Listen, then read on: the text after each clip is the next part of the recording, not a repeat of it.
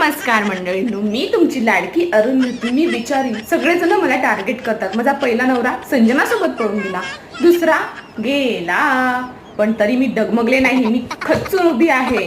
आता मी महाराष्ट्राची सुगरण या स्पर्धेमध्ये भाग घेतलाय, कारण मला त्या अनिरुद्धच्या हातातून तो समृद्धी बंगला खेचून घ्यायचा आहे. इतके पैसे मी कमवणार आहे त्या स्पर्धेमध्ये जिंकून की अंबानीही तितके पैसे कमवत नसेल, आणि तेच पैसे मी अनिरुद्धच्या तोंडावरती फेकणार आहे, तो समृद्धी बंगला हस्तगत करणार आहे. माझ्या आई आप्पांचा मान सन्मान मला परत मिळवायचा आहे. काय करू याच्यामध्ये मला कोणीही मदत करणार नाही, कारण माझी तिन्ही पोरं नल्ली आहे. तो एक मुलगा डॉक्टर आहे पण त्याला डोकं नाहीये, दुसरा आहे पण तो बायकोच्या मागे पुढे करत असतो आणि घरातच बायकांच्या भांडणांमध्ये पडलेला असतो, आणि पोरगी तिला तर डोकंच नाहीये, ती बिनडोक आहे. काय लग्न केलं, काय झालं, कधी काय बोललं, कधी काय वाटेल तुला पत्ताच नाही.